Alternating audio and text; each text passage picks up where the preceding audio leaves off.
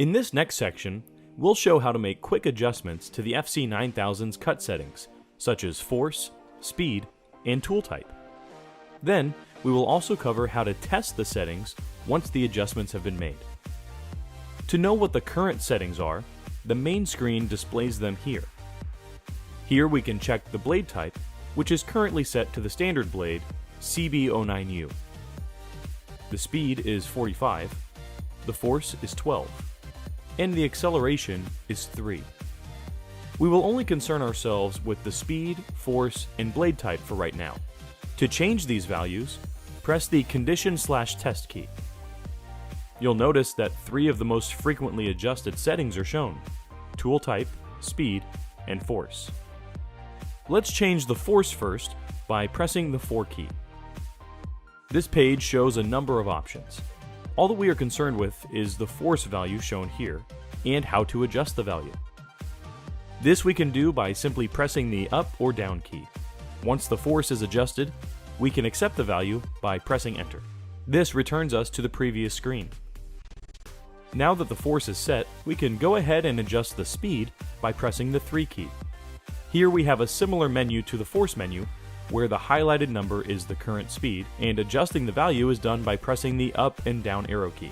Once it is adjusted, press the enter key to accept the new value, and it returns to the previous menu again. Now we can go ahead and change the tool type. For instance, we could change the tool type to pen, perhaps because we plan to plot. So we'd press the 2 key for tool.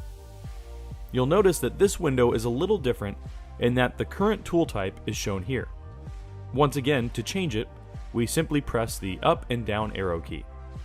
For right now though, let's keep the tool type to CB09U by pressing the up arrow key, and press enter to accept the value or change. Once the force is set, we will most likely want to test the setting.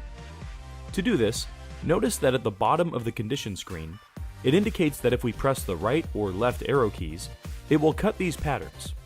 Pressing the left arrow key cuts the 1 test pattern, and pressing the right arrow key cuts the 3 test patterns. Let's press the left arrow key to perform a test cut of a square and triangle. A message appears to allow us to move the tool head to a different location. In this case, we can just press enter. This will have the tool head cut a pattern of a triangle within a square. Next, we just pull out the square, and if it removes easily, we can keep the force as is. If not, just increase the force by 1.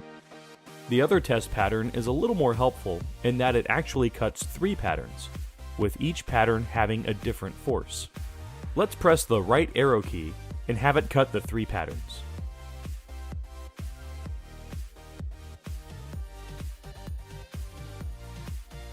Looking at the pattern, each one has a different force. The middle pattern is the current force. The pattern on the left is force plus 1. In other words, if the current force is 14, this pattern would be cut at a force of 15. The pattern on the right is force minus 1. Once again, if the force is 14, this pattern would be cut at a force of 13. All the patterns were removed easily, so we can keep the force as is.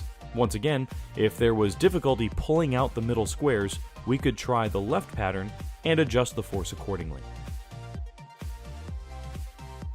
What we learned in this segment is how to quickly change values to suit our media.